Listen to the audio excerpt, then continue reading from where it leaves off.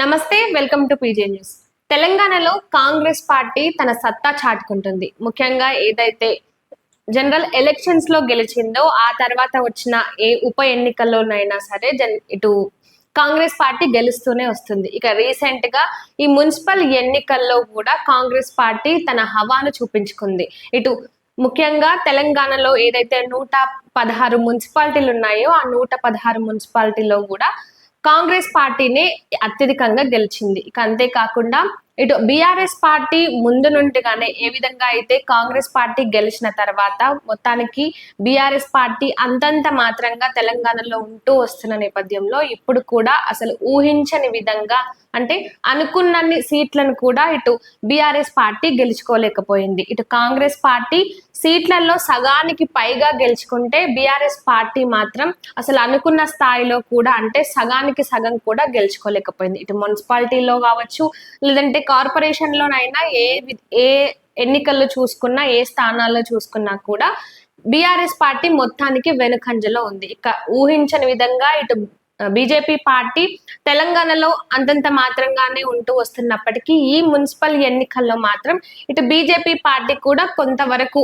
Improve అయ్యిందనే చెప్పుకోవాలి. ఎందుకంటే north side లో బీజేపీకి ఉన్న పట్టు చూసుకున్నట్లయితే ఆ విధంగా ఇటు సౌత్ సైడ్ లో ముఖ్యంగా రెండు తెలుగు రాష్ట్రాల్లో బీజేపీ అంతగా మార్క్ అనేది క్రియేట్ చేసుకోలేకపోయింది. కానీ ఏదైతే అంటే ప్రతి ఎన్నికల్లో ఎప్పటికప్పుడు తన సత్తాను చాటుకోవాలని, తన బలాన్ని చూపించుకోవాలని, ఏ విధంగానైనా ముందుకు వెళ్ళాలన్నట్టుగా బీజేపీ పార్టీ ప్రయత్నిస్తూనే ఉంటుంది. ఈ నేపథ్యంలోనే ఇప్పుడు చూసినట్లయితే బీఆర్ఎస్ పార్టీ కన్నా కూడా బీజేపీ పార్టీనే ఎక్కువ సీట్లను దక్కించుకుంది. ఇటు వార్డులలోనైనా లేదంటే మున్సిపాలిటీలోనైనా బీజేపీ పార్టీకి సంబంధించి మంచి మార్క్ అనేది క్రియేట్ చేసుకోగలిగింది. ఎందుకంటే ఇప్పుడు ఈ మున్సిపల్ పోరులో ఇప్పటి వరకు కాంగ్రెస్ వర్సెస్ బీఆర్ఎస్ అని అనుకున్నామే, కానీ ఇక్కడ వచ్చిన ఫలితాలను బట్టి చూస్తే ఇది కాంగ్రెస్ వర్సెస్ బీజేపీ అన్నట్టుగా ఉంది. అసలు బీఆర్ఎస్ పార్టీ ముఖ్యంగా ఎప్పుడైతే కేసీఆర్ ఇటు బీఆర్ఎస్ పార్టీకి సంబంధించి ఆయన రాజకీయాల్లో యాక్టివ్ గా ఉండకపోవడం, ఆ తర్వాత మళ్ళీ ఈ ఫోన్ ట్యాపింగ్ కేసుకు సంబంధించి ఇది తెర మీదకి రావడం, ఇటు హరీష్ రావు కేటీఆర్ ను లాస్ట్ కి కేసీఆర్ ను కూడా ఈ ఫోన్ ట్యాపింగ్ కేసుకు సంబంధించి విచారణ చేసినప్పుడు ఎంతో సింపతి అనేది బీఆర్ఎస్ పార్టీకి వచ్చినట్లే కనిపించింది. ఎందుకంటే కేసీఆర్ ను అంత ఏజ్డ్ పర్సన్ ని ఈ విధంగా టార్గెట్ చేసి ఇలాంటి ఫోన్ ట్యాపింగ్ కేసుల విచారణలో పిలవడం ఏంటి అన్నట్టుగా, అంటే ఇప్పుడు ఏ ఎన్నికలు వచ్చినా కూడా ఈ సింపతి అనేది ఖచ్చితంగా వర్కౌట్ అవుతుంది అని బీఆర్ఎస్ శ్రేణులు గట్టిగా నమ్మారు. కానీ ఇక్కడంతా రివర్స్ అయ్యింది.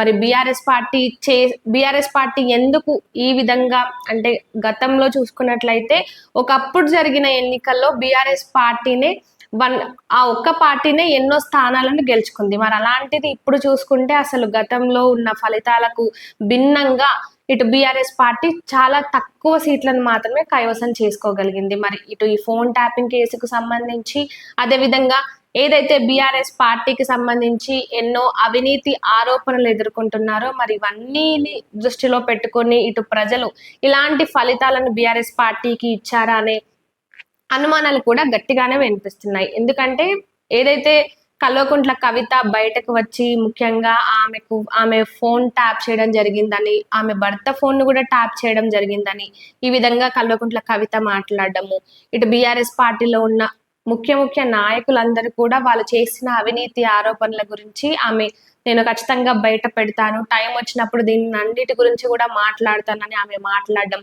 అంటే వీటన్నిటినీ కూడా ప్రజల దృష్టిలో పెట్టుకొని ఈ మున్సిపల్ పోరులో ఈ విధంగా ఇలాంటి ఒక ఫలితాన్ని ఇచ్చారని అనుకోవచ్చు. ఇంకా ఇటు పాడి కౌశిక్ చూసుకున్నట్లయితే ఆయన నియోజకవర్గానికి సంబంధించి మొత్తం 16 వార్డులు ఉంటే ఆ 16 వార్డుల్లో కూడా ఒక్క వార్డును కూడా బీఆర్ఎస్ పార్టీ గెలుచుకోలేకపోయింది. ముఖ్యంగా పాడి కౌశిక్ ఇటు రాజకీయాల్లో ఆయన ఎంత సంచలనంగా మారుతూ ఉంటారో, ఏ గొడవ అయినా సరే ఆయన తలదూరి మాట్లాడడమే కానీ, లేదంటే గత ఎన్నికల్లో ఆయన ప్రచారం చేసిన విధానమే అయ్యుండొచ్చు, తన కుటుంబాన్ని ముందరికి పెట్టుకొని నాకు ఓటు వేయకపోతే నేను చచ్చిపోతాను, నాకు ఈసారి నేను ఎన్నికల్లో గెలవకపోతే ఇంకా నా గతి అంతే అన్నట్టుగా ఒక సింపతిని క్రియేట్ చేసి అలాంటి సింపతి మీద గెలిచిన పాడి కౌశిక్ అదే సింపతిని అదే స్ట్రాటజీని మున్సిపల్ ఎన్నికల్లో చూపించుకోలేకపోయాడు. ఎందుకంటే ఒక అహంకారంతో కూడిన బిహేవియర్ అయి ఉండొచ్చు. ఇటు పోలీసుల విషయంలో ఆయన మాట్లాడడం కానీ, ఇటీవల రీసెంట్ గా జరిగిన ఒక ఇష్యూలో కూడా పోలీసులపై ఎదురు మాట్లాడుతూ అసలు మీరెవరు ఎవడు అనుకుంటా పోలీసులను మాట్లాడడము, దానిపై పోలీసు విభాగానికి సంబంధించి కూడా ఖచ్చితంగా ఆయన క్షమాపణలు చెప్పాలని కోరిన తర్వాత ఈయన క్షమాపణలు కూడా చెప్పడం జరిగింది. ఏదో క్షణికావేశంలో నేను ఆ విధంగా మాట్లాడాను అన్నట్టుగా. అంటే పాడి కౌశిక్ అహంకారం ఏదుందో అదంతా దురహంకారమే. ముఖ్యంగా ఆయన రాజకీయాలకు సంబంధించి అది ఎక్కడా కూడా ఉపయోగపడలేదు. ఎక్కడా కూడా ఉపయోగపడలేదు అనడానికి మున్సిపల్ ఎన్నికలే ఒక ఉదాహరణ అని చెప్పుకోవచ్చు. 16 వార్డులు ఉంటే 16 వార్డులు ఒక్క వార్డును కూడా ఇటు పాడి కౌశిక్ రెడ్డి ఒక్క వార్డును కూడా ముఖ్యంగా బీఆర్ఎస్ పార్టీకి గెలిపించలేకపోయాడు. అక్కడ బీఆర్ఎస్ పార్టీ తన జెండాను ఎగరవేయలేకపోయింది. ఇక కవిత ఊహించని విధంగా బ్లాక్ ఫార్వర్డ్ పార్టీ నుంచి ఏదైతే ఆ పార్టీకి మద్దతు తీసుకుంటూ కవిత తరపున వడ్డేపల్లికి సంబంధించి 10 మంది వార్డు అభ్యర్థులుగా పోటీ చేసినప్పటికీ అందులో 8 మంది గెలిచి ఆ మున్సిపాలిటీనే కవిత కైవసం చేసుకోగలిగింది. అంటే ఇక్కడ చూసుకున్నట్లయితే బీఆర్ఎస్ పార్టీకి బదులుగా కవిత రానున్న రాజకీయాల్లో ముందుకు రాబోతుందా, బీఆర్ఎస్ పార్టీ కనుమరుగైపోతుందా?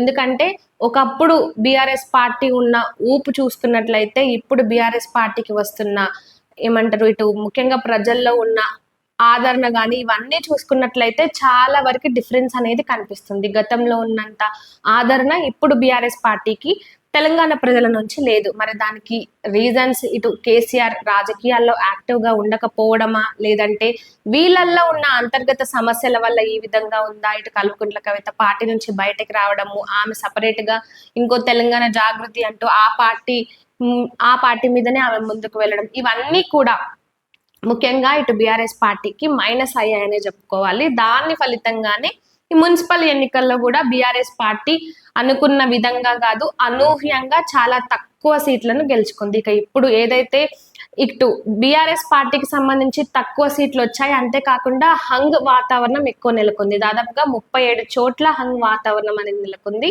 ఇక మరి ఇప్పుడు ఆ హంగ్ సంబంధించి ఎలాంటి రాజకీయాలు చేయబోతున్నారు, ముఖ్యంగా క్యాంప్ రాజకీయాలు అనేవి ఇప్పుడు ఇంకా ఎక్కువగా ఉంటాయి. కాబట్టి మరి ఏ విధంగా బీఆర్ఎస్ పార్టీ ఇప్పుడు ఉన్న ప్రస్తుత అంటే ఏదైతే కొన్ని మేయర్ స్థానాలు ఉన్నాయో వాటిని ఏ విధంగా కైవసం చేసుకోగలుగుతుంది, మరి ఇంకెవరికైనా మద్దతు ఇవ్వబోతుందా, వీటన్నిటికి సంబంధించి కూడా తెలియాల్సి ఉంది.